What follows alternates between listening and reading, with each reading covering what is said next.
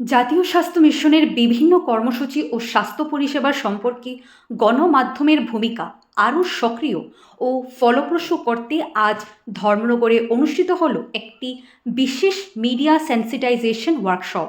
উত্তর ত্রিপুরা জেলা স্বাস্থ্য ও পরিবার কল্যাণ কমিটির উদ্যোগে ধর্মনগরের পঞ্চবটি হোটেলের কনফারেন্স হলে আয়োজিত এই জেলার স্তরীয় কর্মশালায় উপস্থিত ছিলেন উত্তর জেলার বিভিন্ন সংবাদ মাধ্যমের প্রতিনিধিরা।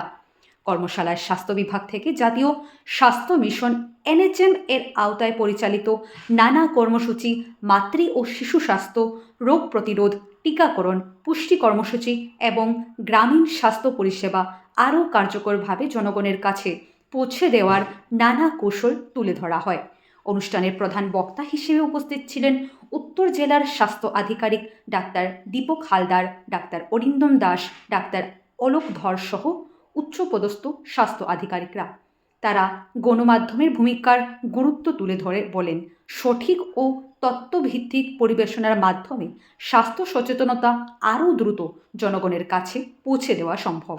কর্মশালায় সাংবাদিকরা আগ্রহভাবে বিভিন্ন প্রশ্ন করেন এবং স্বাস্থ্য পরিষেবা পরিচালনার বিভিন্ন দিক সম্পর্কে সরাসরি মত বিনিময় করেন।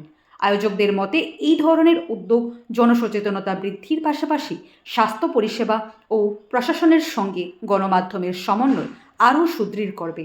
কর্মশালার শেষে অংশগ্রহণকারীদের ধন্যবাদ জানিয়ে ভবিষ্যতেও এ ধরনের উদ্যোগ অব্যাহত রাখার আশ্বাস দেয় জেলা স্বাস্থ্য দপ্তর।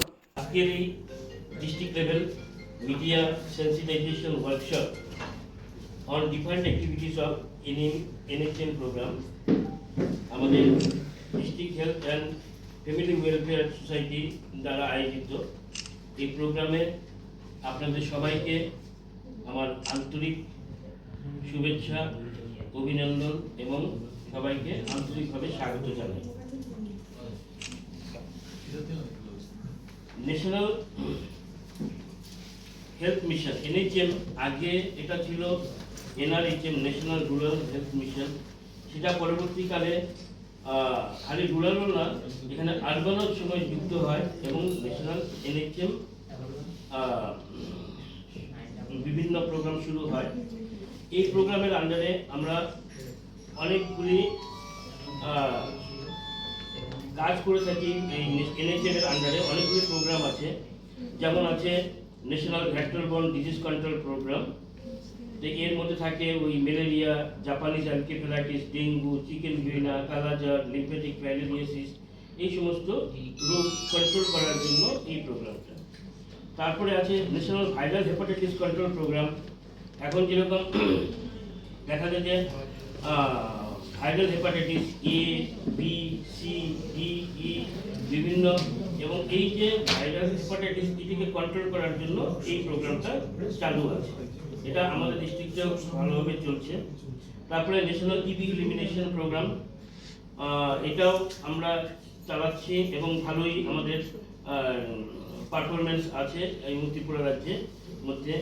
তারপরে ন্যাশনাল লেপ্রোসি ইরাডিকেশন প্রোগ্রাম আছে, আমাদের ন্যাশনাল রেবিস কন্ট্রোল প্রোগ্রাম, যেখানে সেই কুকুর বা বিড়াল কামড় দিলে বা বন্য জন্তু কামড় দিলে পরে তাদেরকে আমরা বিনা পয়সায় ভ্যাকসিন দিয়ে থাকি, অ্যান্টি রেবিস ভ্যাকসিন।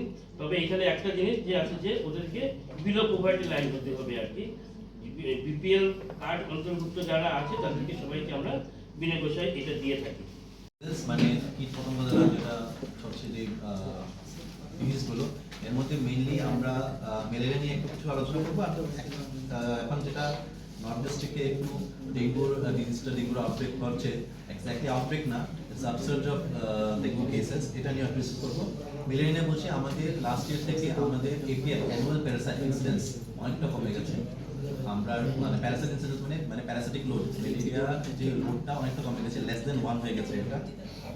আর প্লাস আমাদের যে blood examination rate, annual blood examination rate, এটা অনেকটা বেড়ে গেছে, এটা অ্যারাউন্ড 35 আছে। তো আমাদের টেস্টিংও বেড়েছে, প্লাস ডিজিজেস হারটা, ডিজিজের বার্ডেনটা অনেক কমেছে। আর স্টেটে আমরা এখন ডেঙ্গুতে এসে পড়ছি, যেহেতু এখন ডেঙ্গু নিয়ে মানুষের মধ্যে একটা প্যানিকও রয়ে গেছে।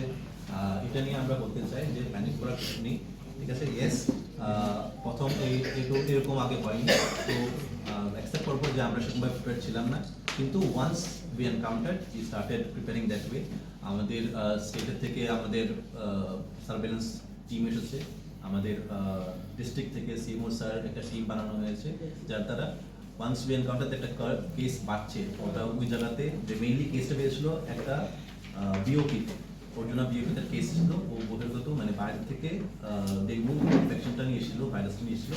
এখন ওর পেশেন্টের থেকে মশা কামড় দ্বারা বাকি পেশেন্টগুলো আস্তে আস্তে চলেছে। এর জন্য এখন আমরা বুঝতে হবে যে আলটিমেটলি ডেঙ্গু থেকে বাঁচতে হলে কী করতে হবে। আমরা মেইনলি ডেঙ্গু ডিজিজের কিন্তু সেরকম ট্রিটমেন্ট নেই বলতে গেলে, এটা symptomatic treatment, only paracetamol and fluids.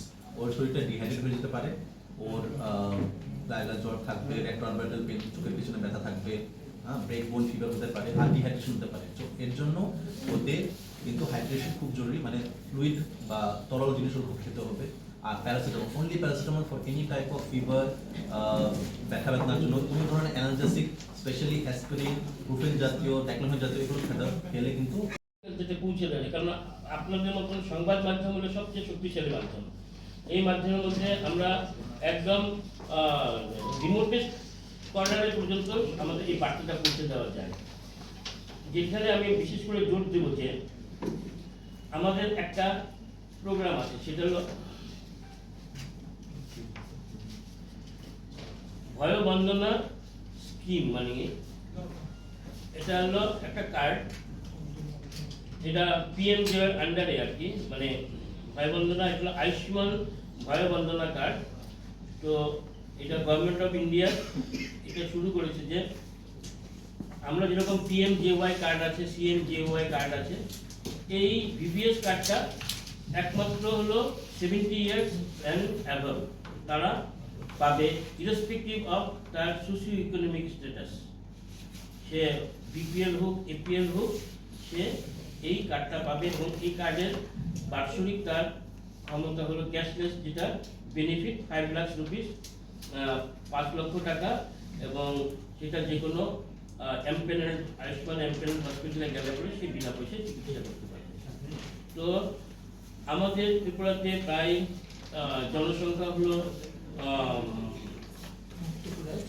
না 1,75,000। তো তার মধ্যে আমাদের এখানে